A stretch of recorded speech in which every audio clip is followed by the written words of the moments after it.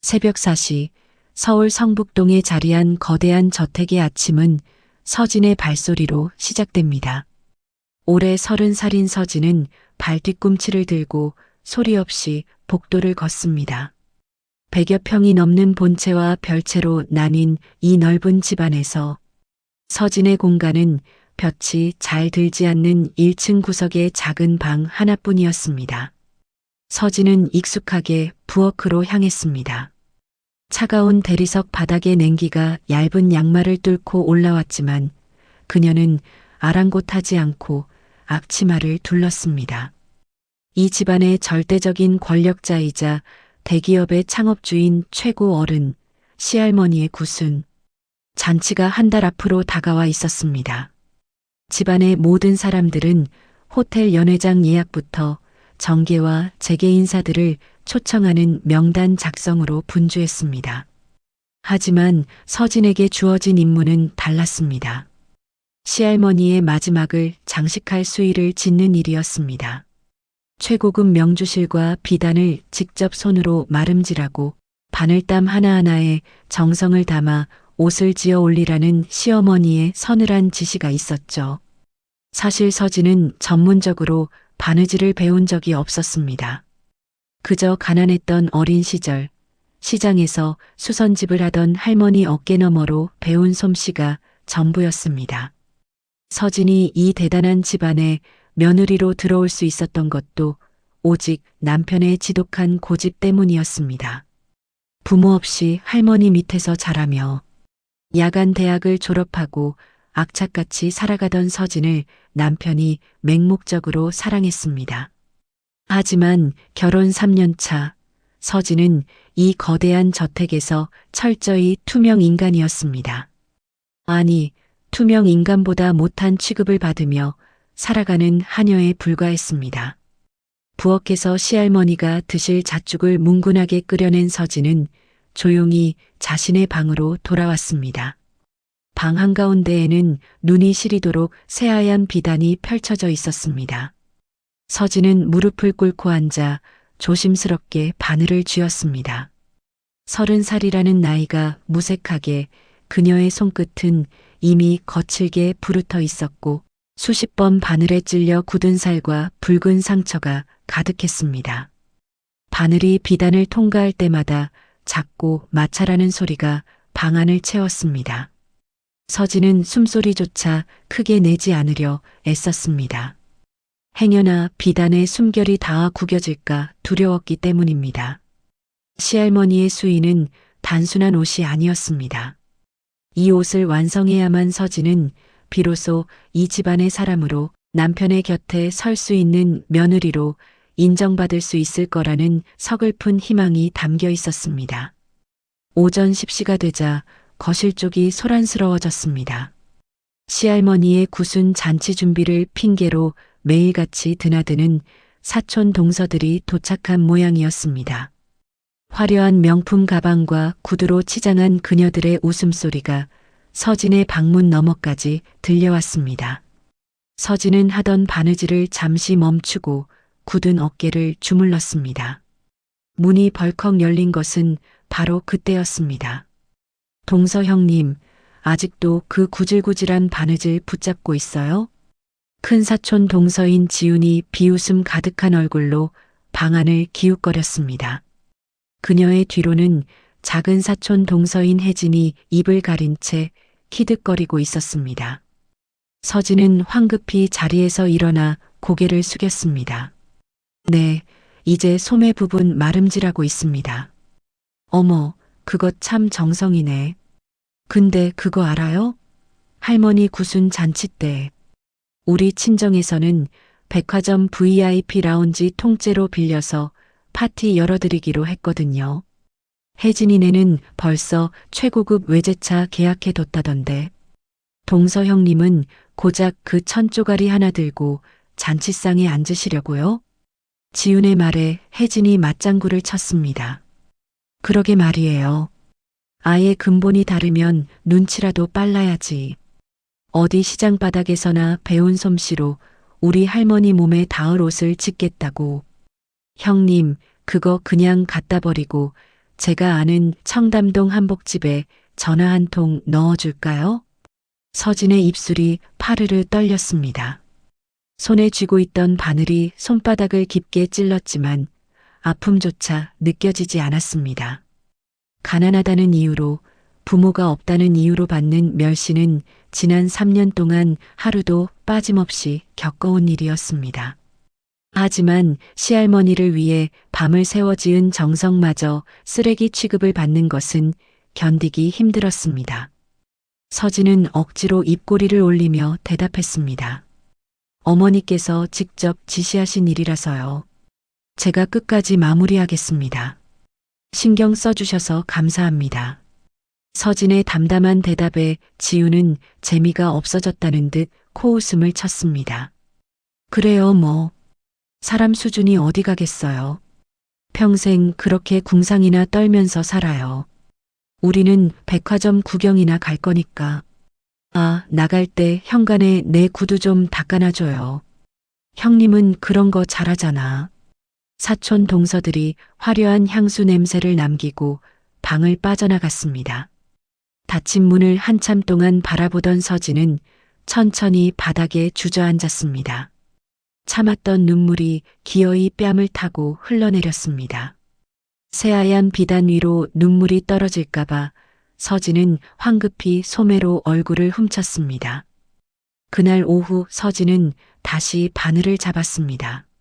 손가락 끝에서 배어나온 피가 비단에 묻을까봐 골무를 2겹이나 덧대고 하얀 면장갑의 끝을 잘라 손가락에 감았습니다. 눈이 뻑뻑해지고 허리가 끊어질 듯 아파왔지만 멈출 수 없었습니다. 한 땀 한 땀. 서진은 바느질에 자신의 모든 서름과 염원을 담았습니다.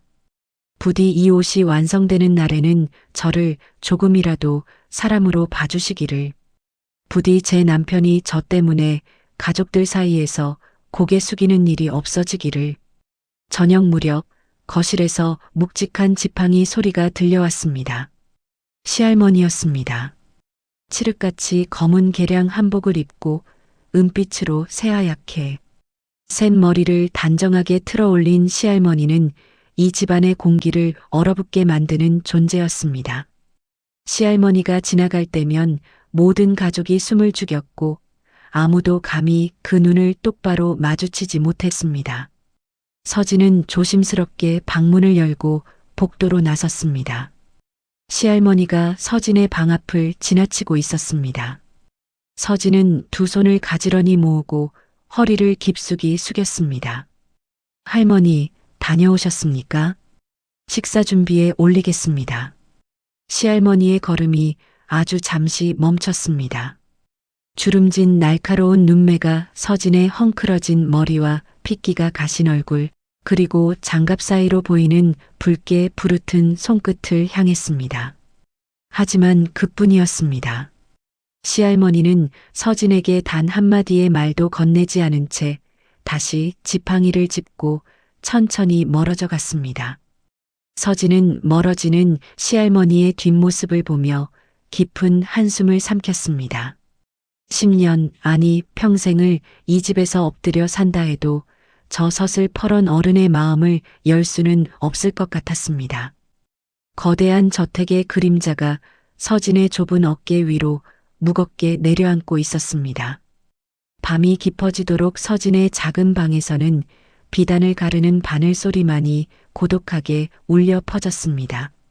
아무도 알아주지 않는 서진의 핏땀이 하얀 수의 위로 조용히 새겨지고 있었습니다. 시할머니의 구순 잔치를 불과 사흘 앞둔 늦은 밤이었습니다.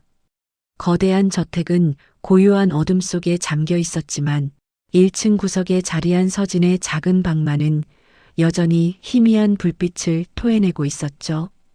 방 한가운데에는 이제 거의 완성되어 가는 새하얀 수의가 단정하게 놓여 있었습니다. 최고급 명주실로 촘촘하게 누빈 비단 위로는 은빛실로 수놓은 십장생. 무늬가 달빛을 받아 은은하게 반짝였습니다. 그것은 단순한 옷이 아니었습니다.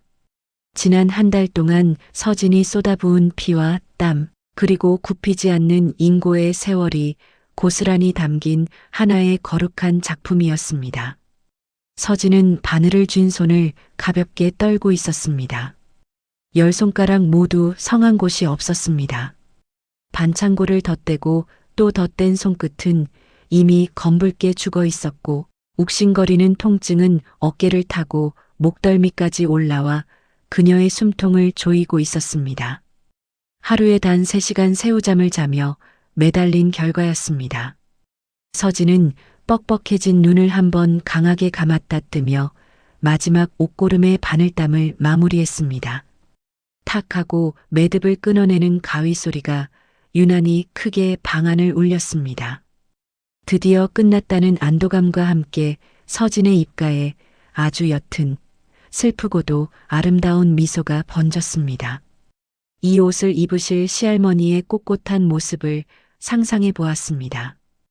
혹시라도, 아주 혹시라도 이 정성을 보시고 수고했다는 따뜻한 눈길 한 번쯤은 주시지 않을까? 서진은 그 작은 희망 하나에 기대어 부서질 것 같은 몸을 간신히 지탱하고 있었습니다. 완성된 비단옷을 정성스럽게 접어 커다란 오동나무 상자에 담은 서진은 그제야 차가운 바닥에 쓰러지듯 몸을 뉘었습니다. 눈을 감자마자 지독한 피로가 밀려와 그녀는 깊은 까무러침 속으로 빠져들고 말았습니다.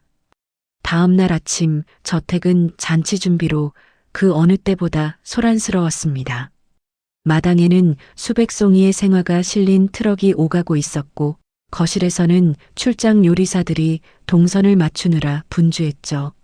서진 역시 새벽 일찍 일어나 시할머니가 드실 탕약을 다리고 저택 구석구석을 쓸고 닦느라 쉴 틈이 없었습니다. 그러던 중 불길한 웃음소리가 현관을 넘어들어왔습니다. 어김없이 사촌 동서인 지훈과 혜진이었습니다. 그녀들은 오늘도 머리부터 발끝까지 수백만 원짜리 장신구로 치장한 채 마치 이 집안의 안주인이라도 된 것처럼 거드름을 피우며 거실로 들어섰습니다. 아유 냄새. 아침부터 웬 한약 냄새야. 동서 형님 잔칫날에 이 칙칙한 냄새 다 배게 할 작정이에요? 지훈이 코를 틀어막으며 부엌에 서 있는 서진을 향해 날카롭게 쏘아붙였습니다. 서진은 말없이 가스불을 줄이고 고개를 숙여 인사했습니다. 할머니께서 아침마다 드시는 약이라서요. 금방 환기하겠습니다. 서진의 차분한 대답에 지훈은 기가 찬다는 듯 콧방귀를 뀌었습니다. 그녀의 곁에 선 혜진이 거실 소파에 화려한 쇼핑백들을 내려놓으며 덧붙였습니다. 형님, 우리는 할머니 잔치 때 입으실 최고급 실크 한복 맞춰왔어요. 청담동에서 제일 비싼 데서 한 거니까 형님이 만든 그 싸구려 옷은 그냥 어디 구석에 치워둬요. 괜히 잔칫날 손님들 앞에서 우리 집안 망신시키지 말고요. 서진은 묵묵히 탕약 그릇을 닦을 뿐 아무런 대꾸도 하지 않았습니다. 그녀들이 무슨 말을 하든 상처받지 않으려 마음의 문을 굳게 걸어 잠근 지 오래였습니다. 하지만 서진의 무반응은 오히려 사촌 동서들의 심기를 더욱 불편하게 만들었습니다. 가난하고 배운 것 없는 주제에 감히 자신들 앞에서 고개를 숙이면서도 묘하게 굽히지 않는 그 단단함이 못내 거슬렸던 것입니다. 지훈과 혜진은 서진이 부엌에서 꼼짝하지 못하는 틈을 타 1층 구석에 있는 서진의 방으로 향했습니다. 문은 굳게 닫혀 있었지만 그녀들의 발걸음에는 망설임이 없었습니다. 신경질적으로 방문을 열어젖힌 두 사람은 방 한가운데 놓인 커다란 오동나무 상자를 발견했습니다. 호기심과 묘한 질투심에 이끌린 지훈이 망설임 없이 상자 뚜껑을 열었습니다. 그리고 그 순간 방 안에는 무거운 정적이 내려앉았습니다. 상자 안에 고이 접혀 있는 새하얀 비단옷은 그녀들이 상상했던 허접한 바느질 솜씨가 아니었습니다. 은빛으로 수놓인 십장생은 마치 살아 움직이는 듯 정교했고 바늘땀 하나하나는 기계로 찍어낸 것보다 더 반듯하고 깊은 정성이 배어 있었습니다. 돈으로는 절대 살 수 없는, 오직 사람의 피와 땀으로만 빚어낼 수 있는 압도적인 기품이 방 안을 가득 채우고 있었죠. 백화점 명품관을 제집 드나들 듯하는 그녀들의 눈에도 그 옷이 얼마나 귀하고 가치 있는 것인지 단번에 알 수 있었습니다. 이걸 진짜 그 여자가 다 만들었다고? 지훈의 목소리가 미세하게 떨렸습니다. 혜진 역시 믿을 수 없다는 듯 두 눈을 커다랗게 뜬 채 비단옷에서 시선을 떼지 못했습니다. 순간 지훈의 머릿속에 섬뜩한 계산이 스치고 지나갔습니다. 이 집안의 절대 권력자인 시할머니는 물건의 진짜 가치를 알아보는 안목이 매서운 분이셨습니다.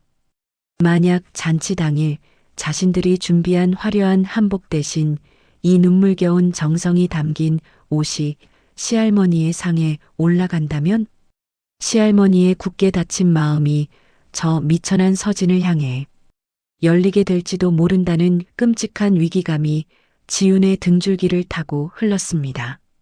언니, 이거 어떡해요? 할머니가 이거 보시면 우리 한복은 쳐다보지도 않으실 텐데. 혜진이 불안한 목소리로 속삭였습니다. 지훈은 입술을 꽉 깨물며 방 안을 매섭게 둘러보았습니다. 그때 방구석 작은 탁자 위에 놓인 오래된 벼루와 먹물이 지훈의 시야에 들어왔습니다. 서진이 평소 옷감을 마름질할 때 선을 긋기 위해 사용하던 작은 먹물이었습니다. 지훈의 눈빛이 차갑게 번뜩였습니다. 일말의 죄책감 따위는 그녀들의 질투심 앞에서 힘없이 부서졌습니다. 혜진아, 문 밖에서 아무도 안 오나 잘 지켜봐.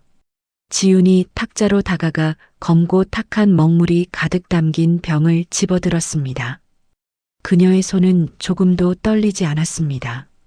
오직 서진이 이 집안에서 인정받을지도 모른다는 그 가능성을 짓밟아버리겠다는 도끼만이 가득했습니다. 주제넘게 굴면 어떻게 되는지 똑똑히 가르쳐줘야지. 감히 우리를 넘보려고 들어? 망설임 없는 차가운 속삭임과 함께 지훈의 손이 상자 위로 기울어졌습니다. 순간 새까만 먹물이 폭포수처럼 쏟아져 내렸습니다. 짙고 끈적한 검은 액체가 눈이 시리도록 하얀 비단 위로 튀며 무참하게 번져나가기 시작했습니다. 은빛으로 빛나던 십장생 자수 위로 검은 눈물이 흐르듯 먹물이 스며들었고 한 달 밤낮을 지새운 서진의 피와 땀은 순식간에 시커먼 얼룩으로 뒤덮이고 말았습니다. 비단이 먹물을 빨아들이며 기괴한 무늬를 만들어내는 모습을 지켜보며 지훈과 혜진은 소리 죽여 비열한 웃음을 터뜨렸습니다. 자, 이제 이 쓰레기를 들고 잔치상에 나가보시지. 그녀들은 빈 먹물병을 비단옷 위에 아무렇게나 던져두고는 도망치듯 방을 빠져나갔습니다. 닫힌 문 뒤로는 엉망이 된 비단옷만이 처참한 몰골로 남겨져 있었습니다. 얼마의 시간이 흘렀을까? 부엌일을 마친 서진이 잔뜩 지친 걸음으로 방으로 돌아왔습니다. 시할머니의 탕약을 무사히 올려드리고 잠시 굳은 다리를 풀기 위해 방문을 여는 순간이었습니다. 철퍼덕. 서진의 손에 들려있던 마른 걸레가 바닥으로 떨어졌습니다. 그녀의 시선은 뚜껑이 열린 오동나무 상자에 고정된 채 움직일 줄을 몰랐습니다. 숨이 턱 막히고 머릿속이 하얗게 비워졌습니다. 방 한가운데 자신이 세상에서 가장 귀하게 여기며 다루었던 새하얀 수의가 시커먼 먹물에 흠뻑 젖어 형체조차 알아볼 수 없게 훼손되어 있었습니다. 악취를 풍기는 검은 얼룩은 마치 서진의 심장을 난도질하는 칼날 같았습니다. 아! 서진의 입에서 짐승의 앓는 소리 같은 가느다란 비명이 새어나왔습니다. 그녀는 비틀거리며 상자 앞으로 다가가 털썩 무릎을 꿇었습니다. 떨리는 두 손을 뻗어 먹물에 젖은 비단을 만지려 했지만 차마 닿지 못하고 허공에서 처절하게 떨렸습니다. 손끝에 감긴 하얀 천 조각들이 그녀의 피눈물 나는 노력을 증명하고 있었지만 눈앞에 놓인 현실은 너무도 잔혹했습니다. 누가? 서진은 바닥에 나뒹구는 빈 먹물병을 발견했습니다. 그리고 아침에 보았던 사촌 동서들의 비웃음 가득한 얼굴이 선명하게 떠올랐습니다. 억울함과 분노, 그리고 지독한 무력감이 거대한 파도처럼 서진을 덮쳤습니다. 소리내어 울 수도 없었습니다. 이 넓은 집안에서 서진의 울음소리를 들어줄 사람은 단 한 명도 없었으니까요. 서진은 가슴을 쥐어뜯으며 방바닥에 엎드렸습니다. 새까만 먹물보다 더 검고 깊은 절망이 그녀의 30살 인생을 완전히 집어삼키고 있었습니다. 내일이면 잔치입니다. 이 시커멓게 얼룩진 옷을 안고 서진은 당장 이 집에서 쫓겨날 운명에 처하고 말았습니다. 서진의 소리 없는 오열만이 차가운 방 안을 떠돌며 다가올 폭풍을 예고하고 있었습니다. 차가운 화장실 바닥에 웅크리고 앉은 서진의 두 손이 쉴 새 없이 움직이고 있었습니다. 밤은 이미 깊어 새벽을 향해 달려가고 있었지만 그녀는 얼음장같이 차가운 수돗물을 틀어놓고 엉망이 된 비단옷을 쉼없이 비벼 빨았습니다. 어떻게든 이 시커먼 먹물을 빼내야 한다는 절박함 뿐이었죠. 하지만 한번 명주실 깊숙한 곳까지 파고든 독한 먹물은 아무리 문질러도 옅어질 기미조차 보이지 않았습니다. 오히려 비단을 벅벅 문지르는 통에 서진의 손끝에 감아두었던 헝겊이 벗겨지고 아물지 않은 상처가 터져 붉은 피가 배어 나왔습니다. 검은 먹물과 붉은 피가 섞여 하수구로 흘러내리는 모습을 보며 서진은 기어이 소리 없는 오열을 터뜨렸습니다. 제발 지워져라. 우리 할머니 입으실 옷인데 내가 어떻게 지은 옷인데. 이미 쉬어버린 목소리가 타일 벽에 부딪혀 처절하게 울렸습니다. 서진은 손톱이 빠질 것 같은 고통 속에서도 동이 틀 때까지 비단옷을 부여잡고 매달렸습니다. 하지만 결과는 참혹했습니다. 옷은 찢어지고 해졌으며 은빛으로 빛나던 십장생 자수는 검은 얼룩에 짓눌려 흉측한 괴물처럼 변해버리고 말았죠. 서진은 물에 젖어 묵직해진 흉물스러운 천조가리를 품에 안고 짐승처럼 울부짖었습니다. 30살 그 젊고 가여운 인생에 들이운 거대한 절망은 아침 햇살이 밝아와도 도무지 거칠 줄을 몰랐습니다. 마침내 시할머니의 구순 잔치 당일이 밝았습니다. 대한민국 재계를 쥐고 흔드는 최고 권력자의 생신인 만큼 서울 시내에서 가장 크고 화려한 6성급 호텔의 그랜드 볼룸이 통째로 대관되었습니다. 저택은 꼭두 새벽부터 수십 명의 수행 비서들과 메이크업 아티스트들이 들락거리며 그야말로 북새통을 이루었죠.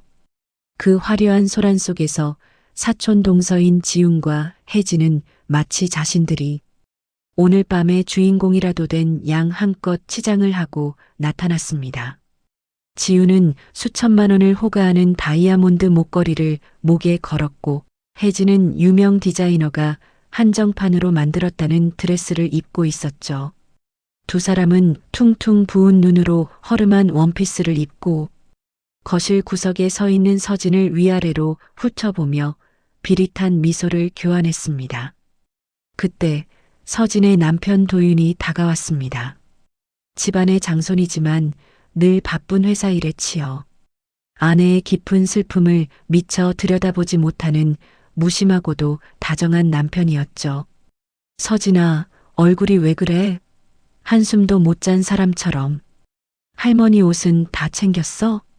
남편의 걱정스러운 목소리에 서진은 왈칵 쏟아지려는 눈물을 삼키며 아랫입술을 꽉 깨물었습니다. 가슴속에서는 당장이라도 저 동서들이 내 옷에 먹물을 부어버렸다고, 내가 밤새 피눈물을 흘렸다고 소리치고 싶었습니다. 하지만 서진은 아무 말도 할 수 없었습니다. 뒷배 하나 없는 고아 출신 며느리의 말을 이 집안에서 누가 믿어주겠습니까? 오히려 잔칫날에 미쳐서 헛소리를 한다며 당장 내쫓길 것이 뻔했습니다. 무엇보다 자신을 유일하게 사랑해주는 남편이 가족들 앞에서 난처해지는 것을 볼 수 없었죠. 네, 다 챙겼어요. 조금 긴장해서 그런가 봐요. 얼른 가요. 서진은 억지로 입꼬리를 올리며 대답했습니다. 그녀의 손에는 먹물로 엉망이 된 비단옷을 고이 접어넣은 오동나무 상자가 들려 있었습니다.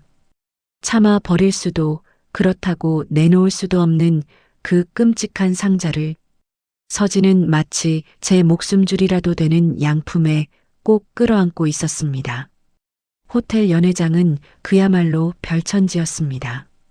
수만 개의 크리스털이 박힌 대형 샹들리에가 눈이 부시도록 빛을 뿜어내고 있었고 입구부터 단상까지 이어진 버진 로드 양옆으로는 수백 송이의 생화가 짙은 향기를 내뿜고 있었습니다. 정계와 재계의 거물급 인사들이 줄을 지어 입장하며 카메라 플래시가 쉴 새 없이 터졌습니다.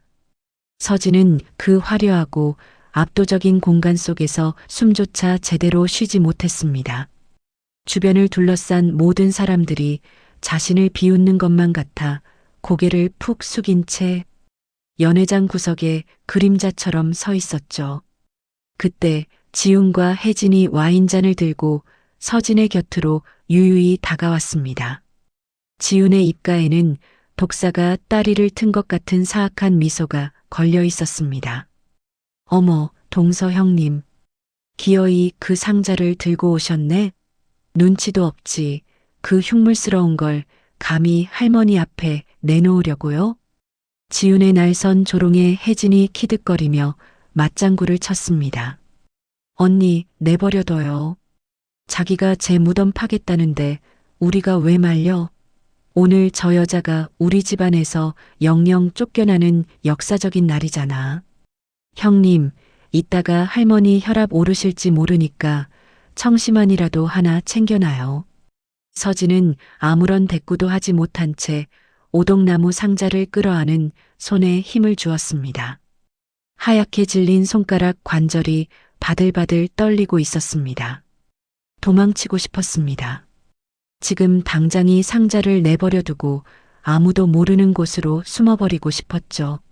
하지만 서진은 도망치지 않았습니다. 비록 시커먼 먹물에 더럽혀져 쓰레기가 되어버렸을지언정 지난 한 달간 자신이 쏟아부은 진심과 정성마저 부정할 수는 없었기 때문입니다. 그 순간 장내를 가득 채우던 교향악단의 연주가 뚝 멈췄습니다. 300명이 넘는 하객들의 웅성거림도 거짓말처럼 잦아들었죠. 거대한 연회장의 무거운 참나무 문이 천천히 열리며 이 집안의 절대 권력자인 시할머니가 모습을 드러냈습니다. 은빛으로 반짝이는 머리를 단정하게 빗어 넘기고 짙은 남색의 기품 있는 전통 한복을 차려입은 시할머니는 90이라는 나이가 무색할 만큼 꼿꼿하고 위엄이 넘쳤습니다. 묵직한 지팡이가 대리석 바닥을 짚을 때마다 울리는 탁탁 소리가 넓은 연회장에 천둥처럼 울려 퍼졌습니다. 그 누구도 감히 시할머니의 매서운 눈빛을 마주치지 못하고 허리를 깊숙이 숙였습니다. 집안의 기둥이자 피도 눈물도 없는 철혈의 여인. 시할머니가 단상 중앙의 화려한 의자에 자리를 잡고 앉자 마침내 본격적인 잔치의 막이 올랐습니다. 축사가 이어지고 사내 진미가 테이블을 채웠지만 서진의 입에는 물 한 모금조차 넘어가지 않았습니다. 그리고 이윽고 오늘 행사의 가장 중요한 순서가 다가왔습니다. 직계 가족들이 시할머니 앞으로 나아가 정성껏 준비한 예물을 올리고 인사를 드리는 시간이었죠. 진행자의 안내 멘트가 울려 퍼지자 사촌 동서인 지훈과 혜진이 가장 먼저 당당하게 자리에서 일어났습니다. 그녀들의 뒤로는 최고급 실크로 지어진 화려한 한복과 순금으로 만든 거북이, 조각 등 수천만 원을 호가하는 예물들이 화려한 자개 상자에 담겨줄을 지어 입장했습니다. 하객들 사이에서 감탄사가 터져 나왔고 지우는 승리자의 미소를 지으며 서진을 향해 힐끗 고개를 돌렸습니다. 이제 곧 서진의 차례였습니다. 심장이 갈비뼈를 부수고 밖으로 튀어나올 것만 같이 거세게 뛰었습니다. 품에 안은 오동나무 상자가 마치 언제 터질지 모르는 시한폭탄처럼 느껴졌습니다. 서진은 바들바들 떨리는 다리를 간신히 움직여 단상을 향해 한 걸음 무거운 발걸음을 떼기 시작했습니다. 마치 사형장으로 향하는 죄수의 발걸음 같았죠. 수백 명의 시선이 가장 남루하고 초라한 옷차림을 한 서진에게 쏠렸습니다. 그리고 단상 위에서 내려다보는 시할머니의 차갑고 서늘한 시선이 서진의 정수리에 꽂혔습니다. 서진은 눈을 질끈 감았습니다. 이 뚜껑이 열리는 순간 자신에게 쏟아질 멸시와 분노, 그리고 시할머니의 호통이 환청처럼 귓가를 때리고 있었습니다. 하지만 그녀는 피하지 않고 시할머니의 코앞까지 다가가 오동나무 상자를 조심스럽게 내려놓았습니다. 폭풍전야의 고요함이 거대한 연회장을 무겁게 짓누르고 있었습니다. 단상 위에 놓인 오동나무 상자를 향해 300명이 넘는 하객들의 숨막히는 시선이 집중되었습니다. 거대한 연회장 안에는 수저가 그릇에 부딪히는 소리 하나 들리지 않았고 오직 서진의 가빠진 숨소리만이 귓가를 때리고 있었죠. 시할머니는 등받이에 기대고 있던 몸을 천천히 앞으로 숙이셨습니다. 은빛 머리칼 아래로 빛나는 매서운 눈동자가 낡고 볼품없는 오동나무 상자를 차갑게 훑어내렸습니다. 집안의 가장 큰 어른이 내뿜는 압도적인 기운에 단상 아래에 서 있던 사람들은 저도 모르게 마른 침을 삼켰습니다. 열어보아라. 시할머니의 낮고 묵직한 목소리가 연회장의 정적을 갈랐습니다. 서진은 온몸이 사시나무 떨리듯 떨려왔습니다. 두 눈을 질끈 감고 주먹을 꽉 쥐었지만 도무지 상자 뚜껑으로 손을 뻗을 용기가 나지 않았습니다. 이 뚜껑이 열리는 순간 지난 한 달간 쏟아부은 자신의 모든 피땀이 그리고 이 집안에서 버텨내려 했던 마지막 희망이 갈기갈기 찢어질 것이 뻔했으니까요. 서진이 머뭇거리며 주저하자 곁에 서 있던 수행비서가 무표정한 얼굴로 다가와 대신 상자의 뚜껑을 잡았습니다. 기익하는 둔탁한 나무 마찰음과 함께 마침내 상자가 열렸습니다. 어머나, 세상에. 가장 먼저 비명을 지른 것은 맨 앞줄에 앉아있던 사촌 동서 지윤이었습니다. 지윤은 입을 틀어막고 자리에서 벌떡 일어났습니다. 그녀의 비명을 시작으로 단상 위를 쳐다본 300명의 하객들 사이에서 경악에 찬 탄식이 본물 터지듯 쏟아져 나왔습니다. 상자 안의 풍경은 그야말로 처참했습니다. 눈이 시리도록 새하얗던 최고급 명주실 비단은 온데간데없고 시커먼 먹물을 흠뻑 뒤집어 쓴 흉물스러운 천 조각이 구겨진 채 웅크리고 있었죠.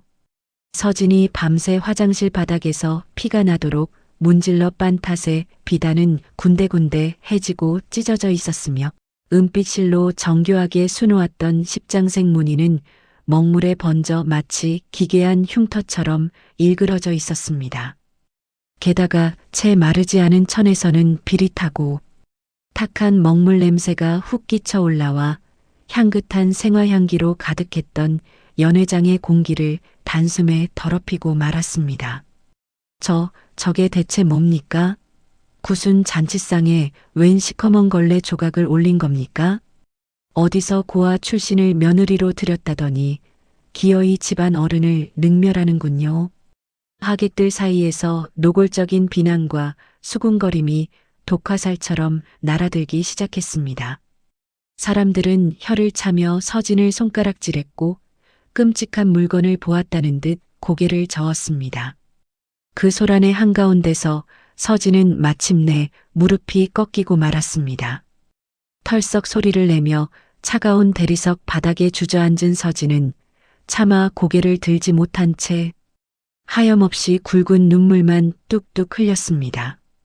그때 지훈과 혜진이 보란 듯이 단상 앞으로 뛰어나왔습니다. 두 사람은 겉으로는 경악에 사로잡힌 며느리 연기를 하고 있었지만 서진을 내려다보는 그들의 눈동자 속에는 짜릿한 승리감과 비열한 환희가 미친 듯이 소용돌이치고 있었죠. 할머니, 이게 대체 무슨 해괴망측한 짓입니까? 아무리 이 집안에 불만이 많기로써니 어떻게 할머니의 구순 잔치에 이런 끔찍한 저주를 퍼부을 수가 있단 말입니까? 지훈이 서진을 향해 손가락질하며 목소리를 높였습니다. 혜진 역시 뒤질세라 가슴을 치며 곡소리를 냈습니다. 맞습니다, 할머니. 저희가 아침에 보았을 때만 해도 방 안에서 저 시커먼 먹물을 뚝뚝 흘리며 무언가를 찢고 있었습니다. 제 처지가 억울하다고 감히 집안의 최고 어른이 입으실 수위에 먹물을 붓고 난도질을 하다니요. 형님, 도대체 무슨 앙심을 품고 이런 끔찍한 짓을 저지른 거예요? 두 사람의 완벽한 거짓말이 연회장에 울려 퍼지자 사람들의 비난은 분노로 바뀌어 들끓기 시작했습니다. 서진의 남편인 도윤마저 새하얗게 질린 얼굴로 단상 앞으로 달려나왔습니다. 그는 엉망이 된 비단옷과 바닥에 엎드려 우는 아내를 번갈아 보며 혼란스러움에 말을 더듬었습니다. 서진아, 이게 다 무슨 소리야? 내가 정말 저 옷을 이렇게 만들었다고? 어제까지만 해도 밤을 새워가며 지은 옷이잖아. 말 좀 해봐, 어서. 남편의 절박한 외침에도 서진은 그저 바닥에 이마를 댄 채 흐느낄 뿐이었습니다. 해명하고 싶었죠. 동서들이 한 짓이라고, 나는 억울하다고 목 놓아 소리치고 싶었습니다. 하지만 서진은 입술을 깨물어 피를 내며 그 모든 억울함을 삼켜버렸습니다. 증거가 없었습니다. 아무도 없는 방에서 벌어진 일이었습니다. 대기업의 친척으로 당당하게 자리 잡은 사촌 동서들의 말을 믿을까요? 아니면 천의 고아 출신의 가난한 며느리 말을 믿을까요? 여기서 입을 열어봤자 남편의 얼굴에 더 큰 먹칠을 할 뿐이라는 절망감이 서진의 숨통을 조이고 있었습니다. 아닙니다. 죄송합니다. 다 제 잘못입니다. 할머니, 죽을 죄를 지었습니다. 서진의 입에서 나온 처절한 사과에 지훈의 입꼬리가 기괴하게 비틀려 올라갔습니다. 그녀는 승리를 확신했습니다. 이제 시할머니의 불호령이 떨어지고 저 천박한 여자가 집안에서 영원히 쫓겨나는 일만 남았다고 믿어 의심치 않았죠. 할머니, 당장 저 근본 없는 여자를 내쫓으셔야 합니다. 가문의 영광스러운 자리를 저런 쓰레기로 더럽히다니요. 지훈의 날카로운 목소리가 홀을 갈랐습니다. 사람들은 모두 숨을 죽이고 단상 위 꼿꼿하게 앉아있는 시할머니의 입술만을 바라보았습니다. 피도 눈물도 없는 철혈의 여인, 한번 눈밖에 난 사람은 가차없이 잘라내버리는 무자비한 어른이셨습니다. 모두가 시할머니가 당장이라도 지팡이를 들어 서진을 내리칠 것이라 예상하며 침을 꿀꺽 삼켰습니다. 그런데 이상했습니다. 시할머니는 호통을 치지도 상자를 집어 던지지도 않으셨습니다. 그저 차갑게 식은 눈으로 오동나무 상자 안을 가만히 내려다보고 계실 뿐이었습니다. 그 기이한 침묵이 길어질수록 연회장 안의 공기는 마치 얼음장처럼 차갑게 얼어붙어 갔습니다. 시할머니가 천천히 자리에서 일어나셨습니다. 탁탁 지팡이 소리가 유난히 크게 울렸습니다. 시할머니는 단상 앞쪽으로 걸어 나와 상자 앞에 섰습니다. 그리고 굽은 허리를 숙여 먹물로 범벅이 되어 악취를 풍기는 그 시커먼 헝겊 조각을 주름진 맨손으로 직접 집어드셨습니다. 할머니, 안 됩니다. 그런 더러운 물건에 손을 대시다니요. 지훈이 기겁하며 소리쳤지만 시할머니는 들은 척도 하지 않으셨습니다. 시할머니의 앙상한 손가락이 먹물, 자국 사이로 간신히 남아있는 촘촘하고 반듯한 바늘땀들을 천천히 쓸어내렸습니다. 은빛 실이 피땀으로 얼룩진 자리, 찢어진 비단 사이로 보이는 누군가의 지독한 인내의 흔적들을 확인하는 시할머니의 눈동자가 미세하게 흔들렸습니다. 내가 지은 옷이냐? 시할머니의 목소리는 분노라기보다는 속을 알 수 없는 깊고 서늘한 심연 같았습니다. 바닥에 엎드린 서진이 어깨를 들썩이며 간신히 대답했습니다. 네, 제가 지었습니다. 죄송합니다. 정녕 내가 이 옷에 먹물을 붓고 난도질을 했단 말이냐? 시할머니의 두 번째 질문이 떨어졌습니다. 서진은 대답하지 못했습니다. 거짓말을 할 수도 진실을 말할 수도 없는 30살의 가여운 여인은 그저 두 손을 바닥에 짚은 채 서럽게 울음을 토해냈습니다. 그런데 그때 엎드려 우는 서진의 두 손이 시할머니의 시야에 들어왔습니다. 싸구려 반창고가 덕지덕지 붙어있는 손, 밤새 차가운 물에 지식여 빨래를 한 탓에 반창고가 다 떨어져 나가고 퉁퉁 부르튼 손가락 마디마디마다 생채기가 나 붉은 피가 맺혀 있는 그 작고 처참한 두 손이 보였습니다. 백화점 명품관을 누비며 곱게 관리받은 사촌 동서들의 매끄러운 손과는 너무나도 대비되는 험난한 세월과 뼈를 깎는 노력이 고스란히 새겨진 상처투성이 손이었습니다.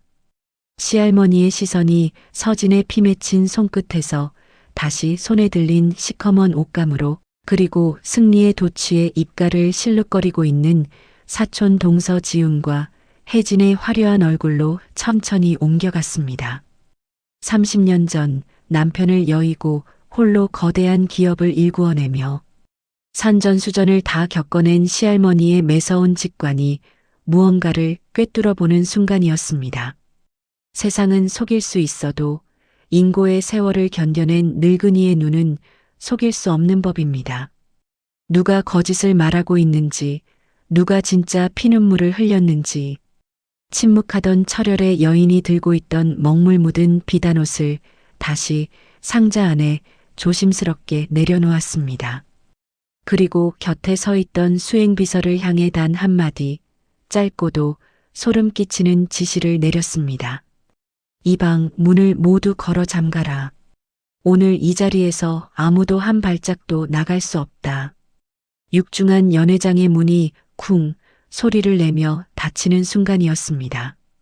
등골이 오싹해지는 시할머니의 명령에 조금 전까지 기세등등하게 서진을 비웃던 지훈과 혜진의 얼굴에서 순식간에 핏기가 가셨습니다. 홀 안의 모든 사람들은 숨쉬는 것조차 잊은 채 폭풍의 핵으로 걸어 들어가는 시할머니의 꼿꼿한 뒷모습만을 경악에 찬 눈으로 바라보고 있었습니다. 거짓과 조롱으로 점철된 사촌 동서들의 얄팍한 연극은 마침내 끝이 났고 이제 진정한 가문의 지배자가 피바람을 불러올 서슬퍼런 응징의 무대를 준비하고 있었습니다. 육중한 연회장의 참나무 문이 굳게 닫히고 둔탁한 자물쇠 소리가 홀 안을 울렸습니다. 300명이 넘는 하객들은 일순간 숨소리조차 내지 못하고 얼어붙었습니다. 화려한 샹들리에 불빛 아래 오직 서늘한 정적만이 거대한 공간을 짓누르고 있었죠. 대한민국의 내로라 하는 재계 인사들조차 이 집안의 절대 권력자인 시할머니의 분노 앞에서는 감히 입을 떼지 못했습니다. 단상 아래에 엎드린 서진은 파르르 떨리는 핏기 가신 입술을 꽉 깨물었습니다. 손톱이 다 빠질 것처럼 퉁퉁 부르튼 두 손을 애써 치맛자락 밑으로 숨기려 했지만 시할머니의 매서운 눈빛은 이미 그 처참한 상처를 낱낱이 훑고 지나간 후였습니다. 지훈아, 그리고 혜진아, 앞으로 나오너라. 시할머니의 목소리는 낮고 차분했지만 그 안에는 벼락이 치기 직전의 먹구름 같은 무서운 기운이 도사리고 있었습니다. 조금 전까지만 해도 서진을 가리키며 득에양양하게 소리치던 두 사촌 동서는 흠칫 놀라며 서로의 눈치를 보았습니다. 지우는 애써 태어난 척 입가에 억지 웃음을 띠며 단상 앞으로 사뿐사뿐 걸어 나갔습니다. 혜진 역시 치맛자락을 부여잡고 종종 걸음으로 그 뒤를 따랐습니다. 네, 할머니. 부르셨습니까? 저런 망측한 것을 보시고 얼마나 상심이 크시겠어요. 지훈이 가증스러운 목소리로 위로의 말을 건넸습니다. 시할머니는 지팡이를 양손으로 짚은 채 미동도 없이 지훈의 화려하게 화장한 얼굴을 응시했습니다. 내가 아침에 똑똑히 보았다고 했지. 이 아이가 방 안에서 먹물을 흘리며 제 손으로 옷을 찢고 있는 것을 말이다. 그럼요, 할머니. 저희 두 눈으로 똑똑히 보았습니다. 제 처지가 억울하다며 앙심을 품고 이런 끔찍한 짓을 저지른 겁니다. 안 그래도 평소에 집안에 불만이 얼마나 많았는지 모릅니다. 저희가 타일러도 듣지 않더니 기어이 오늘 같은 잔칫날에 할머니 얼굴에 먹칠을 하려고 작정을 한 겁니다. 지우는 청산유수처럼 거짓말을 쏟아냈습니다. 혜진도 옆에서 고개를 거세게 끄덕이며 맞장구를 쳤습니다. 하객들 사이에서 다시금 서진을 향한 혀차는 소리가 작게 새어나왔습니다. 서진의 남편 도윤은 믿을 수 없다는 표정으로 아내와 사촌 동서들을 번갈아 보며 혼란에 빠져 있었죠. 서진은 여전히 고개를 숙인 채 소리 없는 눈물만 뚝뚝 흘리고 있었습니다. 해명할 기운조차 남아있지 않았고 자신이 입을 열어봤자 이 끔찍한 모함의 굴레를 벗어날 수 없다는 것을 뼈저리게 알고 있었기 때문입니다. 그런데 시할머니의 입가에 아주 서늘하고 비릿한 미소가 번졌습니다. 10년 넘게 시할머니를 모셔온 수행 비서조차 등골이 오싹해질 만큼 차가운 웃음이었습니다. 그래. 내년들 눈에는 내가 노망이 나서 살이 분별도 못하는 뒷방 늙은이로 보이더냐. 시할머니의 입에서 나온 거친 언사에 연회장 안의 모든 사람이 헉 하고 숨을 들이켰습니다. 평소 고상하고 기품 있는 단어만 쓰시던 시할머니였습니다. 지훈과 혜진의 얼굴에서 순식간에 핏기가 가셨습니다. 할머니, 그게 무슨 말씀이신지. 저희는 그저 할머니를 위하는 마음에. 시끄럽다. 시할머니가 지팡이로 대리석 바닥을 내리쳤습니다. 쾅 하는 굉음이 연회장을 찢어놓을 듯 울려 퍼졌습니다. 지훈과 혜진은 어깨를 움츠리며 덜덜 떨기 시작했습니다. 시할머니는 천천히 단상 계단을 내려와 서진의 곁으로 다가갔습니다. 그리고는 바닥에 엎드린 서진의 어깨를 꽉 쥐어 억지로 일으켜 세웠습니다. 서진은 두려움에 몸을 가누지 못하고 휘청거렸지만 시할머니는 서진의 그 작고 상처투성이인 두 손을 낚아채듯 들어 올려 300명의 하객들 쪽으로 확 펼쳐 보였습니다. 다들 똑똑히 보아라. 이 손이 정녕 제 성질을 못 이겨 옷을 찢어 밝힌 자의 손으로 보이느냐. 하객들의 시선이 일제히 서진의 손으로 쏠렸습니다. 그곳에는 끔찍한 세월과 고통이 고스란히 묻어 있었습니다. 한 달 내내 바늘에 찔려 굳은 살이 박이고 골마 터진 상처들, 그리고 밤새 독한 먹물을 맨손으로 비벼 빠느라 지문이 다 닳아 없어지고 벗겨진 살갗 사이로 아직도 피가 스며 나오는 처참한 몰골이었습니다. 손톱 밑에는 지우고 또 지우려 몸부림쳤던 검은 먹물 찌꺼기가 처절하게 끼어 있었죠. 제 손으로 망친 옷이라면 대체 왜 피가 나도록 화장실 바닥에서 옷을 비벼 빨았단 말이냐? 왜 이 귀한 잔치 자리에 그 끔찍한 상자를 품에 안고 사시나무 떨듯 들어왔단 말이냐? 시할머니의 피를 토하는 듯한 호통에 연회장 안은 쥐 죽은 듯 고요해졌습니다. 사람들의 눈빛이 흔들리기 시작했습니다. 누구의 눈으로 보아도 서진의 손은 가해자의 손이 아니었습니다. 무언가를 필사적으로 지키려다 갈기갈기 찢겨버린 피해자의 처절한 흔적이 명백했습니다. 지훈의 이마에서 식은땀이 비오듯 흘러내렸습니다. 그녀는 침을 꿀꺽 삼키며 다급히 변명을 찾으려 눈동자를 굴렸습니다. 그건 자기가 저질러 놓고 뒤늦게 겁이 나서 수습하려다 그렇게 된 거겠죠. 맞습니다, 할머니. 이 여자가 앙심을 품고 옷을 망쳤다가 자기가 생각해도 끔찍해서 세탁을 하려 한 겁니다. 끝까지 서진을 물고 늘어지는 지훈의 악독한 모습에 시할머니는 혀를 찼습니다. 그리고 뒤에 서 있던 오 비서실장을 향해 짧게 턱짓을 했습니다. 오 실장, 화면 띄워라. 오 실장이 고개를 숙이더니 태블릿 PC를 조작했습니다. 순간 단상 뒤에 설치되어 있던 거대한 대형 스크린이 번쩍하고 켜졌습니다.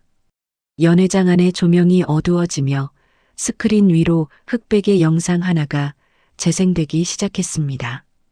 그것은 저택 1층 구석, 서진의 방 앞 복도를 비추고 있는 숨겨진 CCTV 영상이었습니다. 하객들 사이에서 웅성거리는 소리가 터져 나왔습니다. 영상 속 시간은 정확히 오늘 아침 8시를 가리키고 있었습니다. 부엌에서 서진이 시할머니의 탕약을 다리고 있던 바로 그 시간이었습니다. 화면 속에서 지훈과 혜진이 주위를 두리번거리며 서진의 방문 앞을 서성이는 모습이 선명하게 나타났습니다. 혜진이 복도 망을 보는 사이 지훈이 득에양양한 미소를 지으며 방문을 열고 들어가는 장면이 고스란히 찍혀 있었죠. 그리고 불과 5분 뒤 방에서 빠져나온 지훈의 손에는 서진이 옷을 마름질할 때 쓰던 낡은 먹물병이 들려 있었습니다. 지훈은 빈 벼루병을 방바닥에 툭 던져놓고는 혜진과 함께 배를 잡고 웃으며 도망치듯 복도를 빠져나갔습니다. 영상을 보던 지훈의 다리에 힘이 풀리며 그 자리에 주저앉고 말았습니다. 혜진은 얼굴을 감싸 쥐고 비명을 질렀습니다. 완벽 범죄라고 생각했습니다. 그늘지고 구석진 며느리의 방 앞이라 보안 카메라 따위는 없을 줄 알았습니다. 하지만 이 집안의 모든 것을 손바닥 들여다보듯 꿰뚫고 있는 시할머니의 치밀함을 그녀들은 감히 계산조차 하지 못했던 것입니다. 스크린의 영상이 멈추고 다시 연회장에 밝은 불이 켜졌습니다. 조금 전까지 서진을 욕하던 하객들의 눈빛은 이제 지훈과 혜진을 향한 경멸과 혐오로 가득 차 있었습니다. 천의 고아 출신의 불쌍한 동서를 질투해 그 피땀 어린 정성에 먹물을 붓고 도리어 누명까지 씌우려 한 그들의 추악한 민낯이 300명의 재계 인사들 앞에서 낱낱이 까발려진 순간이었습니다. 시할머니가 바들바들 떠는 지훈의 코앞까지 다가갔습니다. 시할머니의 가죽 구두 끝이 지훈의 화려한 드레스 자락을 툭 건드렸습니다. 내년 드레스 끝자락에 묻은 그 시커먼 얼룩. 그것이 내가 이 아이의 피땀을 짓밟고 비웃으며 튀긴 내 악독함의 증거다. 사람들의 시선이 지훈의 치맛자락으로 쏠렸습니다. 수천만 원짜리 명품 드레스의 밑단에는 아침에 미친 듯이 벼루병을 휘두르다 튀어버린 검은 먹물 자국이 선명하게 찍혀 있었습니다. 지훈은 자신의 치맛자락을 움켜쥐고 사시나무 떨듯 떨며 변명조차 하지 못했습니다. 완전한 파멸이었습니다. 서진의 남편 도윤은 그제야 모든 진실을 깨닫고 짐승처럼 울부짖으며 아내를 끌어안았습니다. 자신이 어리석어 아내의 지옥 같은 고통을 몰라주었다며 가슴을 치고 오열했죠. 서진은 남편의 품에 안겨 그동안 참아왔던 억울함의 눈물을 폭포수처럼 쏟아냈습니다. 시할머니는 꼿꼿하게 서서 얼어붙은 연회장을 향해 천둥 같은 선고를 내리기 위해 천천히 마이크를 잡았습니다. 침묵하던 가문의 철혈 여제가 마침내 그 섯을 퍼런 칼을 뽑아드는 순간이었습니다. 마이크를 타고 연회장 전체에 울려 퍼진 시할머니의 차가운 숨소리에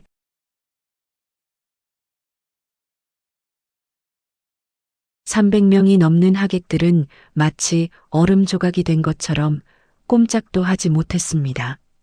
바닥에 주저앉은 지훈과 혜진은 이제 사시나무 떨듯 온몸을 떨며 짐승 같은 울음소리를 내뱉기 시작했죠. 완벽하게 짜놓았다고 믿었던 자신들의 덫이 도리어 자신들의 목을 옥죄는 거대한 단두대로 변해버린 순간이었습니다. 할머니, 저희가 잠시 미쳤었나 봅니다. 제발 한 번만 용서해 주십시오. 지훈이 체면도 다 버린 채 대리석 바닥을 기어 시할머니의 발끝으로 다가갔습니다. 수천만 원을 호가한다던 화려한 서양식 예복의 치맛자락이 구겨지고 찢어지는 것도 모른 채 그녀는 시할머니의 비단 구두에 얼굴을 비비며 애원했습니다. 혜진 역시 무릎으로 기어와 두 손이 발이 되도록 싹싹 빌기 시작했죠. 조금 전까지만 해도 서진을 향해 독사처럼 혀를 날름거리며 득에양양하던 그 오만한 잣대들은 온데간데 없고 그저 살아남기 위해 발버둥치는 비참한 벌레들처럼 보였습니다. 아침 일찍부터 서진의 방 앞에 숨어들어 피땀 어린 수위에 먹물을 부어버릴 때만 해도 그녀들은 세상 무서울 것이 없었습니다. 고아 출신의 가난한 동서 하나쯤이야 쥐도 새도 모르게 짓밟아 쫓아낼 수 있다고 굳게 믿었으니까요. 하지만 이 거대한 가문을 맨손으로 일구어낸 철혈의 여제, 시할머니의 매서운 눈썰미와 치밀함을 감히 얕본 대가는 너무도 참혹했습니다. 시할머니는 발밑에서 벌레처럼 기어다니며 목숨을 구걸하는 지훈을 향해 싸늘하고도 혐오스러운 눈빛을 던지셨습니다. 그리고 들고 있던 지팡이 끝으로 지훈의 화려한 목걸이를 툭 건드리며 뼛속까지 시리게 만드는 낮고 서늘한 음성으로 입을 여셨습니다. 내년들의 그 알량하고 추악한 시기, 질투가 30년을 피땀으로 쌓아 올린 내 가문의 품격을 시궁창에 처박았다. 할머니, 아닙니다. 그저 저 여자가 너무 주제넘게 구는 것이 얄미워 잠시 몹쓸 장난을 친 것뿐입니다. 죽을 죄를 지었습니다. 제발. 장난이라 했느냐. 남의 눈에 피눈물을 내게 하고 내 구순 잔치에 시커먼 먹물을 들이부어온 집안을 조롱거리로 만든 것이 내년들에게는 한낱 장난이었더란 말이냐. 시할머니의 벼락 같은 호통이 쾅 하고 연회장을 뒤흔들었습니다. 지훈과 혜진은 어깨를 움츠리며 비명을 질렀고 숨죽여 지켜보던 하객들마저 그 엄청난 기세에 눌려 헛바람을 들이켰습니다. 남편의 품에 안겨 흐느끼던 서진조차 시할머니의 그 압도적인 분노 앞에서는 숨을 멈출 수밖에 없었죠. 평생을 이 저택의 가장 깊고 어두운 곳에서 숨죽여 살아온 시할머니였습니다. 감정의 동요 한번 내비치지 않고 차가운 표정으로 집안을 다스려온 어른이 지금 30살의 가장 초라한 며느리를 위해 거대한 칼을 뽑아든 것입니다. 시할머니는 지팡이를 고쳐 쥐고는 등 뒤에 그림자처럼 서 있던 비서실장을 향해 고개를 돌렸습니다. 오 실장, 내가 아침에 일러둔 것들 지금 당장 이 자리에서 모조리 집행해라. 토씨 하나 빠뜨리지 말고 만천하에 똑똑히 알리란 말이다. 오 실장이 정중하게 허리를 굽힌 뒤 굳은 표정으로 서류철을 펼쳐들고 단상 앞으로 나섰습니다. 지훈과 혜진의 두 눈이 공포로 크게 확장되었습니다. 불안한 예감이 그녀들의 목을 거세게 조여오기 시작했죠. 마이크 앞에 선 오 실장의 입술이 열리고 사촌 동서들의 인생을 영원한 나락으로 떨어뜨릴 사형 선고문이 차갑게 울려 퍼지기 시작했습니다. 오늘부로 우리 그룹과 지훈 씨의 친정인 명성건설 사이에 맺어진 모든 하도급 계약을 전면 파기합니다. 또한 명성건설에 지급 보증을 섰던 수백억 원대의 투자금 전액을 명의로전 9시를 기점으로 강제 회수 조치하겠습니다. 뭐라고요? 할머니, 그 돈을 한꺼번에 거두어 들이시면 저희 친정아버지는 당장 내일 부도를 맞고 길거리로 나앉게 됩니다. 제발 그것만은 거두어 주십시오. 지훈이 사색이 되어 발악했지만 오 실장의 낭독은 자비 없이 계속되었습니다. 이어서 혜진 씨의 남편이 운영하는 대동, 유통에 들어가는 모든 물류 지원을 당장 이 시각부로 전면 중단합니다. 우리 계열사 백화점과 대형마트에 입점해 있는 대동유통의 모든 매장 역시 내일 아침 개장 전까지 모조리 철수시키도록 지시를 내렸습니다.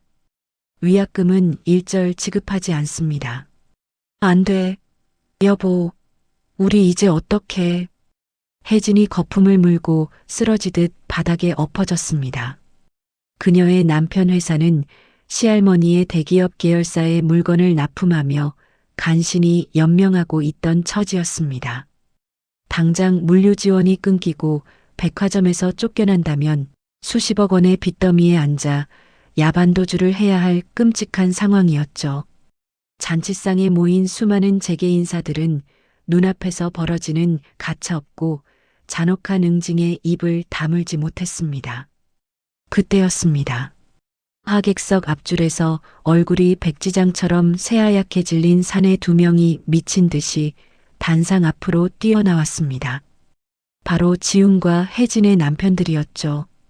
대기업의 친척이라는 후광 하나만 믿고 평소 떵떵거리며 살았던 그들은 자신들의 목숨줄이 한순간에 끊어질 위기에 처하자 이성을 잃고 말았습니다. 이 미친 여편네야. 내가 감히 무슨 짓을 저지른 거야. 지훈의 남편이 달려들자마자 바닥에 기어다니던 지훈의 뺨을 향해 거칠게 손을 날렸습니다. 짝 하는 마찰음이 끔찍하게 울렸고 지훈은 비명을 지르며 대리석 바닥에 나동그라졌습니다. 입술이 터져 피가 흘렀지만 남편의 분노는 멈추지 않았죠. 내깎게 뭔데 감히 할머니를 능멸하고 우리 집안을 풍비박산으로 만들어. 당장 할머니 앞에 대가리를 받고 되직이라도 하란 말이야. 혜진의 남편 역시 넋이 나간 아내의 머리채를 휘어잡고 질질 끌어 시할머니 앞에 무릎을 꿇렸습니다. 수천만 원짜리 보석이 바닥에 흩어지고 화려하게 올렸던 머리가 산발이 된 채 끌려다니는 그녀들의 꼴은 그야말로 처참하기 그지없었습니다. 지옥도가 따로 없었죠. 평소 서진을 벌레 보듯 무시하며 자신들은 뼛속부터 귀족인 양고상함을 떨던 사촌 동서들의 민낯이 돈과 권력 앞에서 얼마나 비루하고 천박하게 무너져 내리는지 300명의 하객들이 두 눈으로 똑똑히 목격하고 있었습니다. 서진은 남편 도윤의 등 뒤에 숨어 벌벌 떨리는 눈으로 그 참혹한 광경을 지켜보았습니다. 10년 묵은 체증이 씻겨 내려가는 듯한 통쾌함과 동시에 너무도 비현실적인 상황에 머릿속이 아득해져 왔습니다. 밥을 지으면서도 청소를 하면서도 손이 부르트도록 바느질을 하면서도 언제나 투명, 인간 취급을 받던 자신이었습니다. 사촌 동서들의 모욕적인 언사를 들으면서도 가난한 제 출신을 탓하며 홀로 화장실에서 눈물을 삼켜야 했던 서진이었죠. 그런데 지금 이 집안에서 가장 무섭고 두려웠던 시할머니가 서진을 위해 그 모진 세월을 단칼에 끊어버리고 계셨습니다. 철저하게 서진의 억울함을 벗겨주고 가해자들을 사회적으로 완전히 매장해버리며 압도적인 방식으로 그녀의 편에 서주신 겁니다.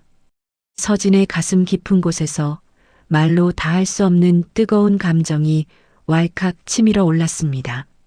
이것으로 끝이 아니다.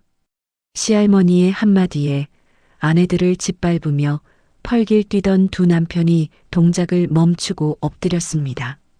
내가 그동안 늙어 눈이 어두운 척, 귀가 먹은 척 뒷방에 앉아 있었더니 내 집안이 썩어 문드러지는 것도 모르고 설쳐대는 것들을 너무 오래 살려두었어. 감히 내 며느리의 피눈물을 짓밟고 낄낄거린 죗값은 너희들이 평생을 길바닥에서 구걸하며 갚아나가야 할 것이다. 경호원들은 당장 이 쓰레기들을 내 연회장에서 끌어내라. 다시는 내 저택 근처에 얼씬도 하지 못하게 해. 시할머니의 불호령이 떨어지기가 무섭게 연회장 입구에 대기하고 있던 건장한 체격의 경호원 10댓 명이 굳은 얼굴로 달려들어왔습니다. 그들은 바닥에 엎드려 울부짖는 지훈과 혜진, 그리고 그들의 남편들까지 짐짝처럼 거칠게 끌어올렸습니다. 할머니, 잘못했습니다. 저희가 눈이 멀었었습니다. 제발 한 번만 기회를 주십시오. 동서, 서진 동서. 내가 미안해. 내가 다 잘못했어. 제발 할머니께 말 좀 해줘. 끌려나가는 지훈이 마침내 서진의 이름까지 부르며 비참하게 발악했지만 서진은 남편의 옷깃을 꽉 움켜쥔 채 조용히 눈을 감아버렸습니다. 동정을 베풀기엔 그들이 서진의 마음에 낸 상처가 너무도 깊고 참혹했습니다.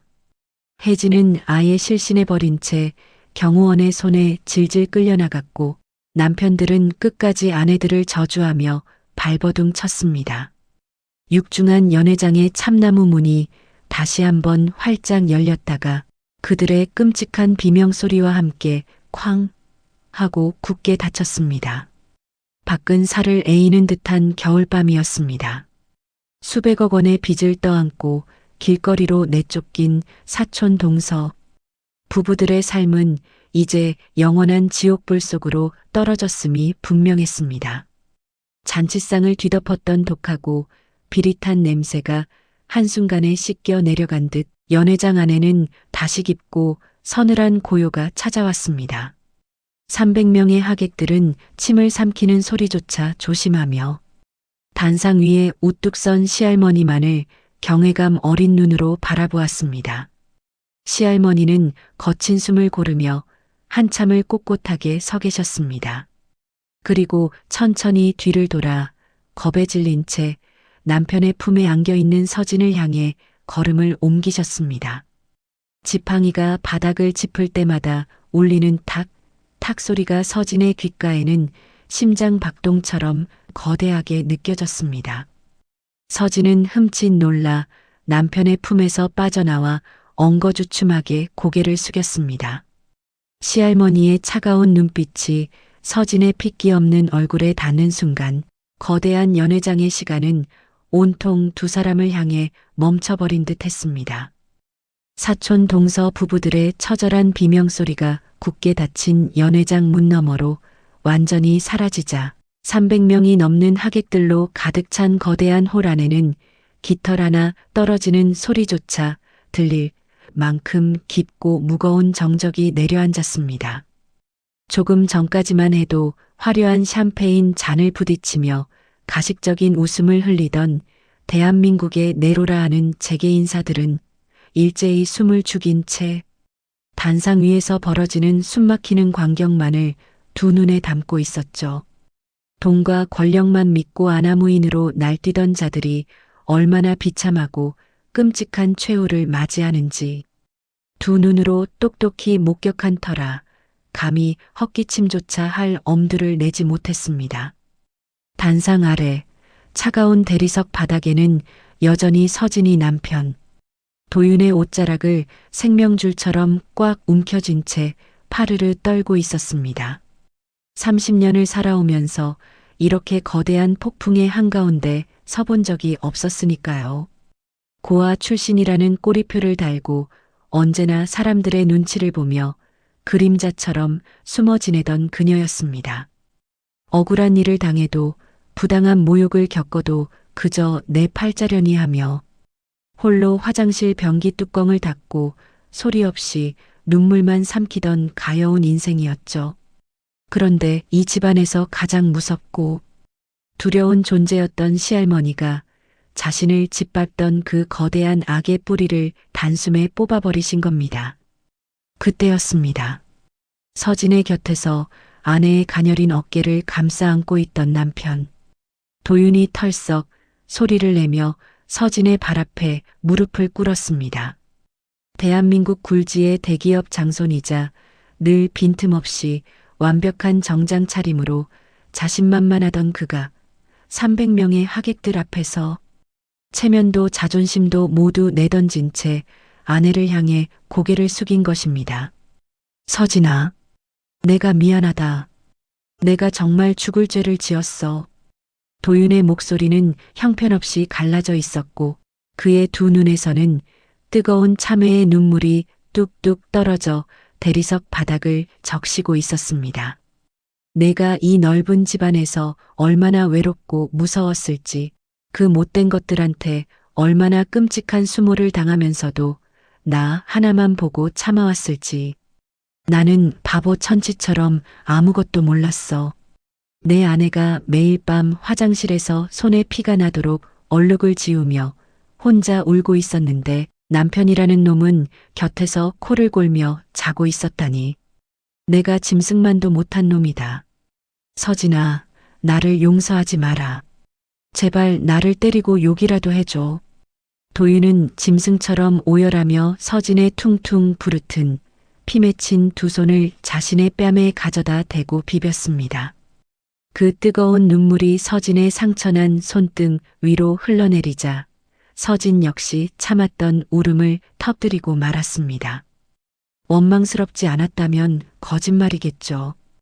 바쁘다는 핑계로 집안일에 무심했던 남편이 야속했던 밤이 수도 없이 많았습니다. 하지만 자신을 사랑해서 이 지옥 같은 재벌가로 데리고 왔던 남편의 그 서투른 진심만큼은 언제나 믿고 있었습니다. 서진은 바들바들 떨리는 손으로 남편의 어깨를 조심스럽게 감싸 안으며 함께 눈물을 흘렸습니다. 여보, 일어나요. 다 끝났잖아요. 다 끝났으니까 울지 마요. 서진의 그 착하고 바보 같은 한마디에 도윤은 더더욱 가슴을 치며 오열했습니다. 하객석 곳곳에서도 훌쩍거리는 소리가 작게 새어나오기 시작했죠.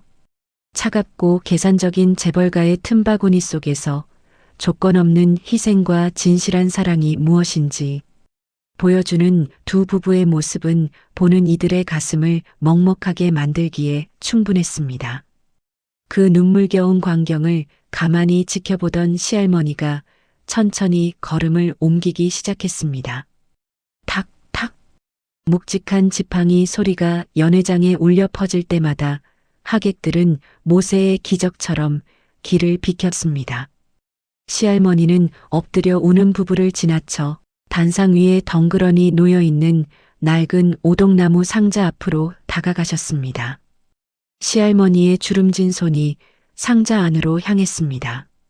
그리고 악취를 풍기는 검은 먹물에 범벅이 된 찢어지고 해진 그 흉물스러운 비단옷을 양손으로 조심스럽게 들어 올리셨습니다. 하객들은 다시금 놀란 눈으로 시할머니를 바라보았습니다. 평소 결벽증에 가까울 정도로 깔끔하고 기품 있는 물건만 곁에 두시던 철혈의 여제였습니다. 그런 분이 티끌 하나 묻지 않은 고급 한복을 입으신 채 시커먼 먹물이 뚝뚝 떨어질 것만 같은 넝쿨 조각을 마치 세상에서 가장 귀한 보물을 다루듯 품에 안으신 겁니다. 할머니. 도윤이 놀라 고개를 들었지만 시할머니는 옷을 든 채 천천히 몸을 돌려 연회장 한가운데로 걸어 나오셨습니다. 300명의 하객들을 향해 꼿꼿하게 선 시할머니의 얼굴에는 그 어느 때보다 숭고하고 결연한 빛이 감돌고 있었습니다.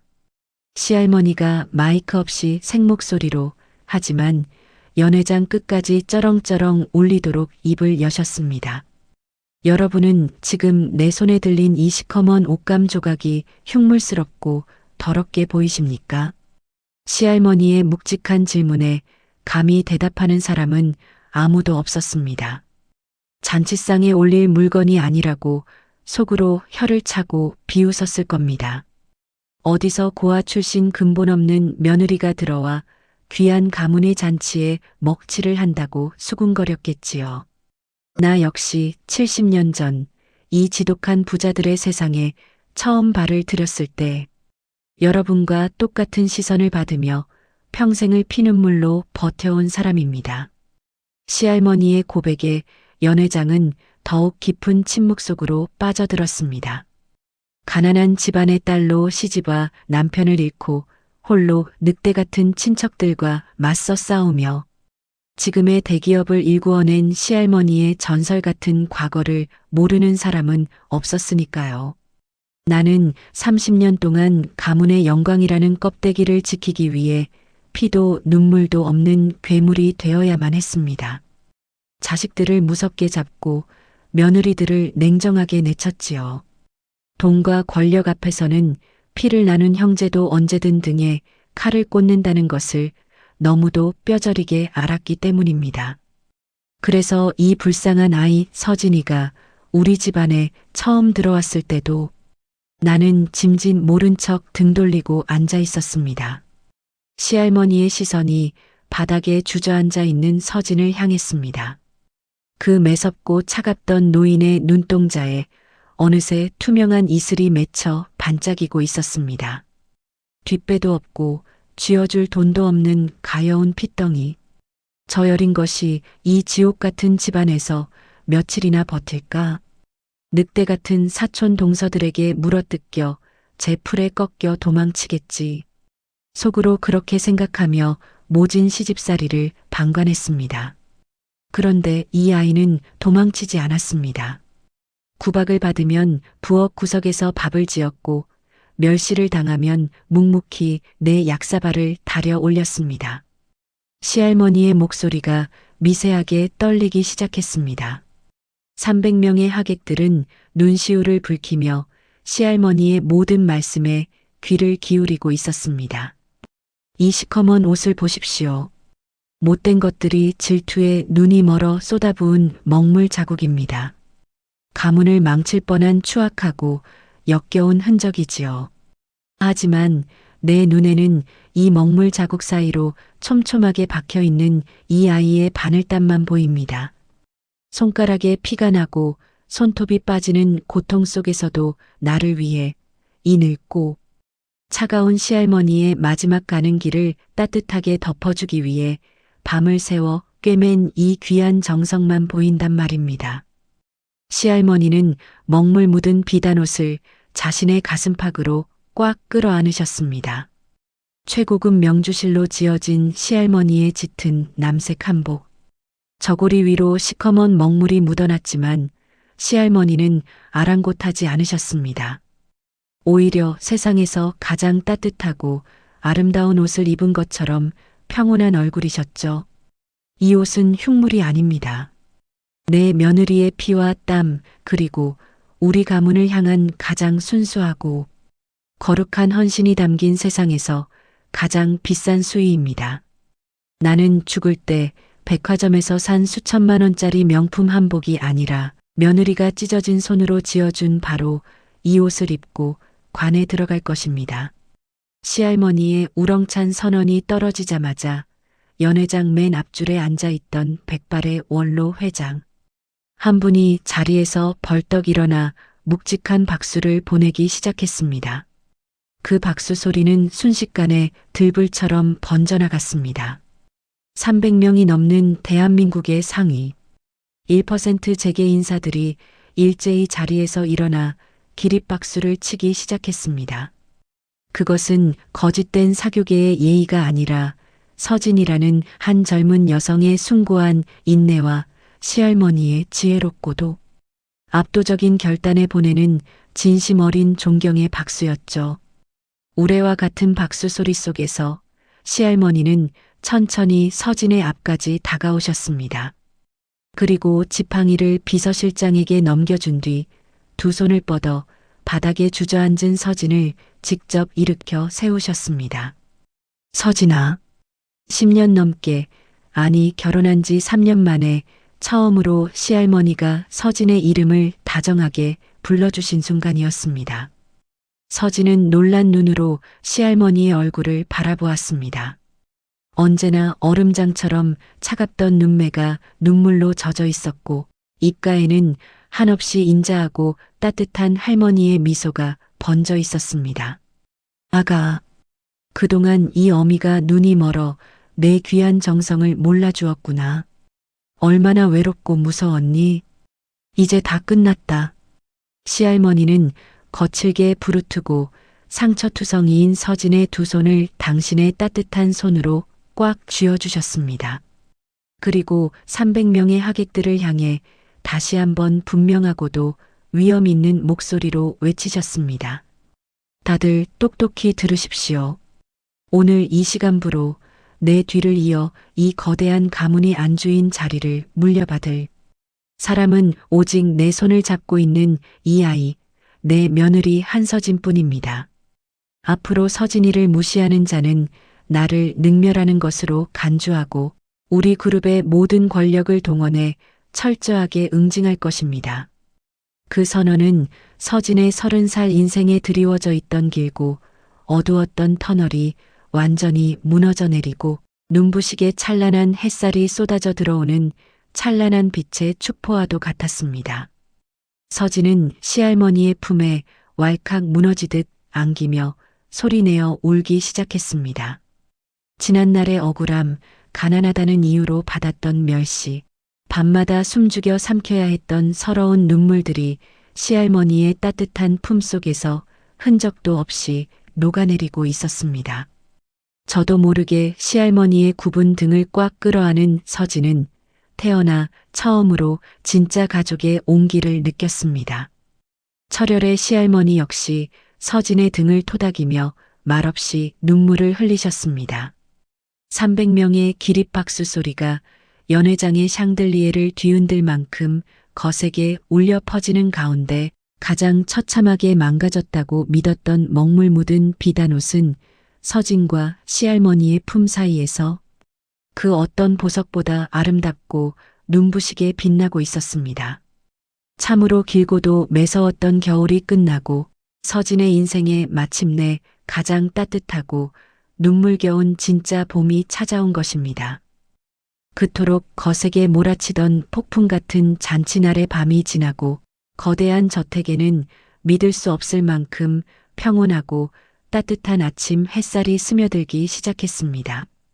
그날 이후 이 집안을 둘러싼 공기는 완전히 달라졌습니다. 얼음장처럼 차갑고 삭막했던 대리석 바닥에는 온기가 돌았고 숨죽여 걷던 사람들의 발걸음에도 여유가 생겨났죠. 그로부터 몇 년의 세월이 강물처럼 조용히 흘렀습니다. 어느덧 매서운 겨울이 물러가고 꽃피는 봄이 찾아온 서울의 한 변두리 식당 뒷골목. 매캐한 연탄가스와 쉰내가 진동하는 그곳에 허리가 굽은 채 쭈그려 앉아 산더미처럼 쌓인 불판을 닦고 있는 두 여자가 있었습니다.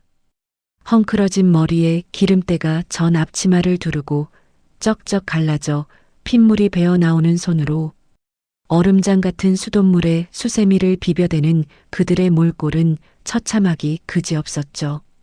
바로 한때 수천만 원짜리 명품을 휘감고 서진을 벌레 보듯 짓밟았던 사촌 동서, 지훈과 혜진이었습니다. 야, 똑바로 좀 안 닦아.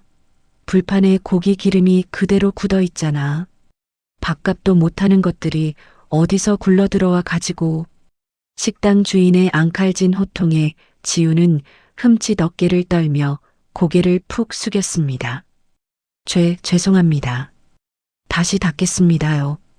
제발 쫓아내지만 말아주세요. 오늘 방세 내야 한단 말이에요. 과거 대기업 안주인 행세를 하며 콧대를 높이던 지훈의 비굴하고도 비참한 목소리가 좁은 골목을 처량하게 울렸습니다. 옆에서 훌쩍거리며 불판을 닦던 혜진의 손등 위로 검은 구정물이 뚝뚝 떨어졌습니다. 언니, 나 진짜 손가락이 끊어질 것 같아. 우리 남편은 어제도 술 처먹고 들어와서 나를 두들겨 팼어. 다 나 때문이라면서, 지가 빚쟁이들한테 쫓겨다니는 게 다 내 주둥이 때문이라면서. 나 진짜 죽고 싶어, 언니. 혜진의 오열에 지우는 이를 악물었습니다. 하지만 그녀 역시 해줄 말이 없었죠. 구순 잔치 그날 밤 시할머니의 서슬 퍼런 명령 한마디에 그들의 인생은 말 그대로 산산조각이 났습니다. 하도급 계약이 끊긴 지훈의 친정아버지는 그 충격으로 쓰러져 병상에 누웠고 수백억 원의 빚더미에 앉은 남편은 매일같이 지훈에게 손찌검을 하며 악을 썼습니다. 혜진의 사정도 다르지 않았죠. 백화점에서 쫓겨나고 물류가 막혀버린 남편의 유통회사는 단 일주일 만에 부도를 맞았습니다. 가압류 딱지가 붙은 텅 빈 집에서 맨몸으로 쫓겨난 그들은 이제 하루하루 끼니를 걱정하며 밑바닥 인생을 전전하고 있었습니다. 손끝에 물 한 방울 묻히지 않고 살던 그들의 손은 이제 과거. 서진의 손보다 더 흉측하게 부르트고 망가져 있었죠. 지우는 새까만 구정물에 담긴 자신의 거칠고 갈라진 손을 내려다보며 문득 몇 년 전 화장실 바닥에서 피가 나도록 비단옷을 비벼 빨던 서진의 뒷모습을 떠올렸습니다.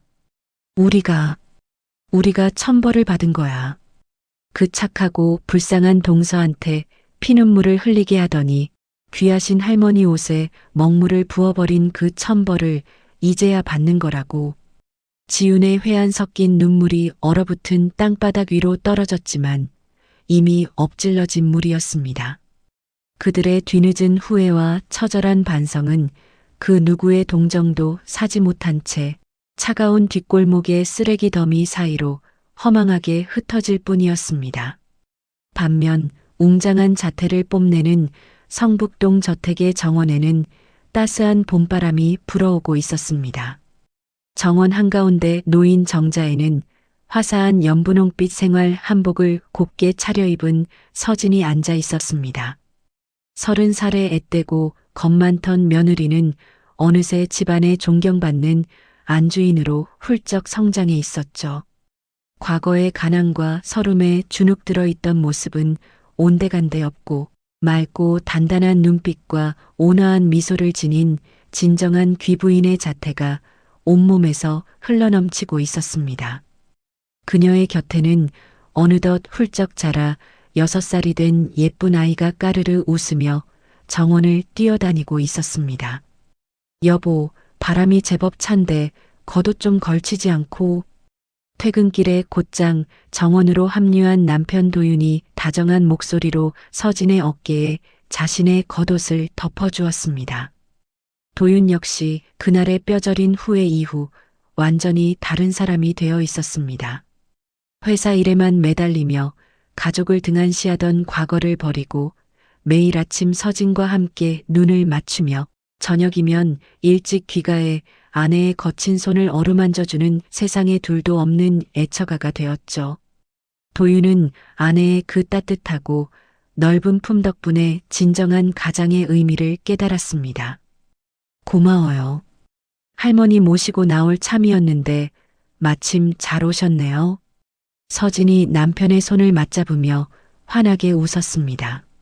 서진의 손등에는 여전히 바늘에 찔리고 지시겨졌던 흉터들이 희미하게 남아 있었지만 도윤은 그 상처를 세상에서 가장 아름다운 훈장처럼 여기며 수시로 입을 맞추곤 했습니다.